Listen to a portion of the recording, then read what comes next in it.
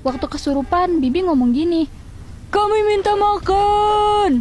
Kami minta makan! Kami minta makan!" Waktu ditanya mau makan apa, mereka jawab, "Kami mau makan pulut kuning dan ayam bakar cemani." Darah ayamnya harus dimasukin ke dalam gelas dan harus diletakin di bawah pohon beringin yang ada di belakang rumah. Akhirnya sajian itu diletakin di sana, dibantu dengan lantunan ayat suci Al-Quran yang dibacakan sama Abah. Gak lama kemudian, Bibi pun sadar. Dan kalian tahu nggak kakek di mana? Kakek cuma duduk di ruang makan dan ngeliatin semua kejadian itu tanpa reaksi apapun, apalagi ngebantu. Si Abah mulai curiga. Jangan-jangan apa yang Abah lihat waktu pertama kali masuk ke rumah ini adalah jin peliharaan kakek. Ternyata emang dari awal Abah gue udah ngeliat sosok itu, guys. Sosok penjaga kakek yang lagi duduk di langit-langit rumah. BTW, rumah kakek ini tipe rumah yang gak ada plafonnya ya, guys. Abah pun akhirnya nyamperin kakek sembari ngomong, "Pak, lepasin aja apa yang udah Bapak pelihara selama ini. Kalau enggak, satu persatu orang di rumah ini akan celaka." Awalnya kakek diem aja, tapi karena sadar kalau Abah udah tahu dan omongan Abah itu ada benarnya, akhirnya kakek ngaku. Terus dia bilang, "Ya udah, nanti aku lepasin.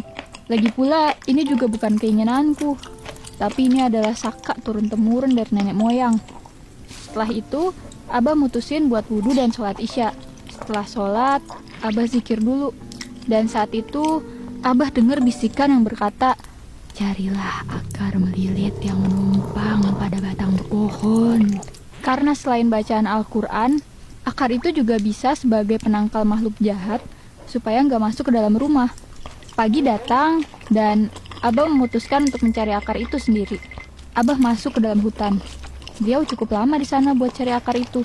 Akhirnya, Abah pun berhasil nemuin akar itu dan langsung pulang.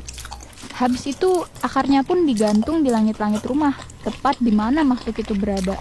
Beberapa hari kemudian, kakek nemuin Abah untuk nemenin sekaligus bantu beliau buat lepasin sakat turun-temurun itu. Abah seneng dong. Akhirnya kakek mau berhenti pelihara jin dan kembali ke jalan yang benar. Ahey!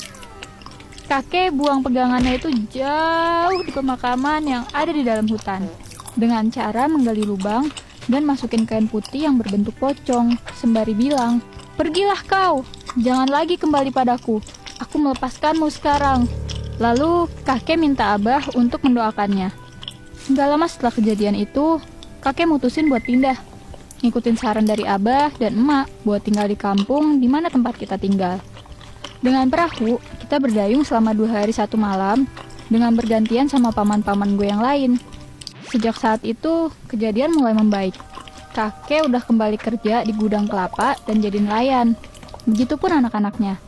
Saat itu juga, kakek udah jadi pribadi yang lebih baik, yang sayang sama anak dan cucu, dan jadi lebih rajin beribadah juga.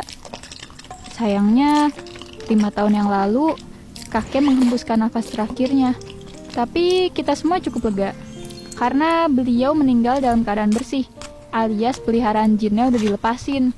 Pesan gue dari cerita ini, jangan pernah bersekutu dengan setan, jin, apalagi iblis, atau apapun itu yang jenisnya masih goib. Karena di balik terkabulnya semua keinginan kita, pasti ada harga yang harus kita bayar. Terima kasih udah dengerin cerita gue ya. Segitu aja dulu cerita dari gue, sampai jumpa di cerita yang lain. Bye!